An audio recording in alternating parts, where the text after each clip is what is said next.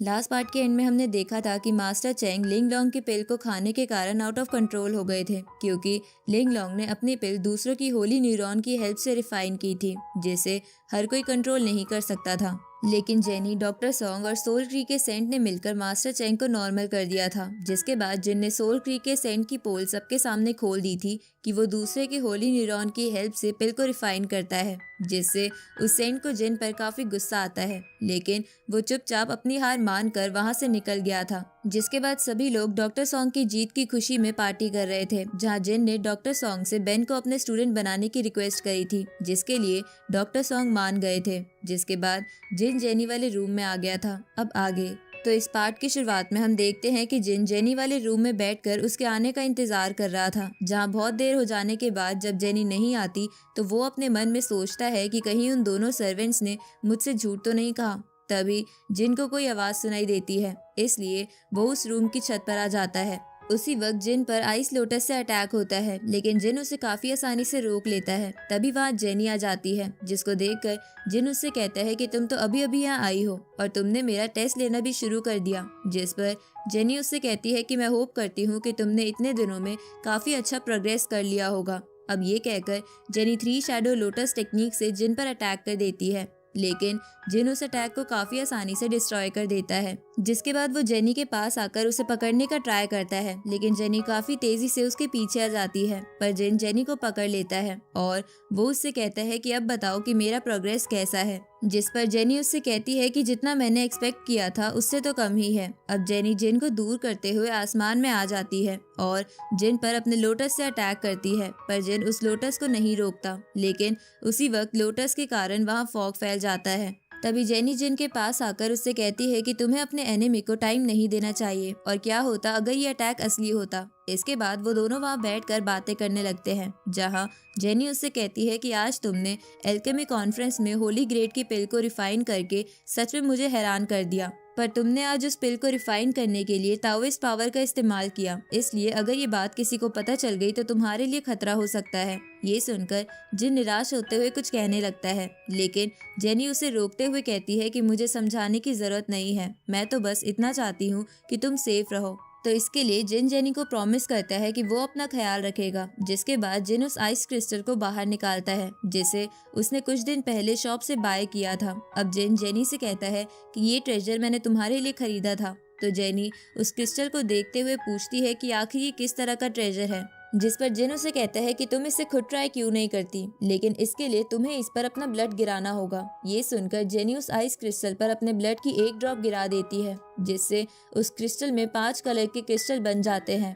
जिसके बाद जिन जेनी के पीछे उस आइस क्रिस्टल को लगाने लगता है, जिससे जेनी को थोड़ा पेन होता है। लेकिन कुछ देर बाद जिन पूरी तरह उस ट्रेजर को जेनी की बॉडी के अंदर डाल देता है, जिससे उसकी बॉडी में आइस के विंग्स आ जाते हैं और वो बिना अपनी स्पिरिचुअल पावर का इस्तेमाल किए हवा में फ्लाई करने लगती है। तभी जिन उससे कहता है कि ये विंग्स तुम्हें हमेशा हर मुसीबत से बचाएंगे। जिस पर जेनी उससे कहती है कि तुम तो मुझे एक छोटी बच्ची की तरह ट्रीट कर रहे हो। ये सुनकर जिन कहता है कि मेरी तरह की पर्सनैलिटी वाले लोग हमेशा उन्हें बचाने के लिए अपना बेस्ट देते हैं, जिससे वो प्यार करते हैं, भले ही वो बहुत पावरफुल हो। तभी जेनी जिन से सीरियस होते हुए कहती है कि अभी तुम्हारे साथ फाइट करते हुए मुझे फील हुआ कि तुम्हारी स्ट्रेंथ वर्चुअल सेंट के बराबर हो गई है, इसलिए मैं तुम्हें एक यूनिक टेक्निक बताने वाली हूँ, लेकिन ये टेक्निक थोड़ी रिस्की है। इस पर जिन उससे कहता है कि तुम उसकी चिंता मत करो, जीनियस लोग कभी भी रिस्क लेने से नहीं घबराते। जिसके बाद हम जिन को उसके रूम में देखते हैं, जहाँ वो थोड़ी टेंशन में था। तभी वो कहने लगता है कि ना जाने अब जेनी से मुलाकात कब होगी। साथ ही जेनी की बताई हुई डिप्लॉयमेंट टेक्निक ने तो मुझे टेंशन में डाल दिया। उसी वक्त मिस जिन को टी देती है, लेकिन जिन अपने सोच में इतना डूबा हुआ था कि उसका ध्यान मिस पर जाता ही नहीं। लेकिन कुछ देर बाद जब जिन की नजर मिस पर जाती है तो वो चौंकते हुए उससे पूछता है कि तुम यहाँ क्या कर रही हो। ये सुनकर मिस उससे पूछती है कि क्यों, मैं यहाँ नहीं आ सकती क्या। जिस पर जिन उससे मजाक करते हुए कहता है कि अगर तुम यहाँ पूरी रात के लिए आई हो तो कोई दिक्कत नहीं है। ये सुनकर मिस उससे गुस्से में कहती है कि मैं तुमसे यहाँ एक सीरियस मैटर पर बात करने आई हूँ। अब मिस उसे बताती है कि मैं जोंगयांग कॉन्टिनेंट के फोरबिडन लैंड में जाने वाली हूँ। इस पर जिन उससे कहता है कि वो जगह तो खतरों से भरी पड़ी है, लेकिन अगर तुम चाहती हो कि मैं तुम्हें प्रोटेक्ट करूँ तो मेरे लिए इसमें कोई दिक्कत नहीं है। तो मिस मासूम जैसा चेहरा बनाते हुए कहती है कि मैं तुम्हें अपने साथ चलने के लिए फोर्स नहीं करूंगी, लेकिन इस बार मैं अंकल शेन को साथ लेकर नहीं चल रही क्योंकि मैं उन्हें खतरे में नहीं डालना चाहती। ये सुनकर जिन खुश हो जाता है और उससे कहता है कि अगर अंकल शेन नहीं चल रहे हैं तो मैं तुम्हारे साथ जरूर चलूंगा।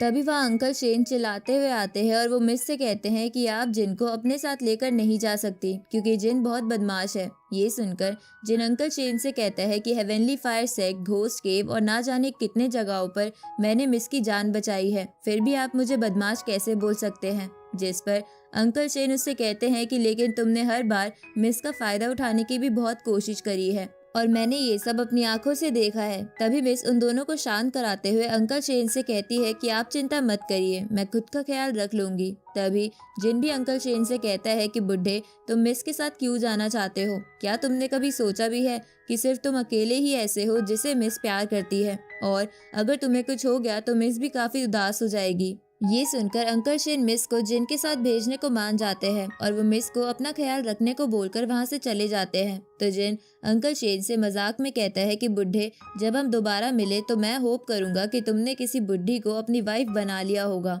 अब अगली सुबह हम मिस को मूनलिट सिटी के एंट्रेंस पर देखते हैं जहाँ सोल क्रीक का सेंट जी हाओ के साथ आया हुआ था, जिसको देखकर मिस उससे पूछती है कि आखिर तुम यहाँ क्या कर रहे हो। जिस पर वो सेंट उससे कहता है कि कल जिन ने मुझे काफी इम्प्रेस किया था, इसलिए मैं तुम्हें और जिन को अपनी सोल क्रीक वैली में इनवाइट करना चाहता हूँ, लेकिन मिस इसके लिए साफ मना कर देती है। ये सुनकर वो सेंट मिस पर अटैक कर देता है, जिसे मिस रोकने का ट्राई करती है, लेकिन उस सेंट की पावर काफी ज्यादा थी, जिसकी वजह से वो मिस को अपनी पावर से पकड़कर उसे इंजर्ड कर देता है, जिससे मिस बेहोश हो जाती है। तो वो सेंट जी हाओ को जाकर जिन को एक मैसेज देने को कहता है। तो जी हाओ जाकर जिन से कहता है कि मेरे मास्टर ने तुम्हें सोल क्रीक वैली में इनवाइट किया है, लेकिन जिन वहाँ जाने से साफ मना कर देता है। तो जी हाओ वहाँ दीवार पर मिस के साथ फाइट हुए निशान को देखते हुए कहता है कि मिस भी मेरे मास्टर के साथ सोल क्रीक वैली में तुम्हारा इंतजार कर रही है। ये सुनकर जिन गुस्से में जी हाओ को गले से पकड़कर कहता है कि अगर मिस को कुछ भी हुआ तो तुम सभी को कोई नहीं बचा सकता,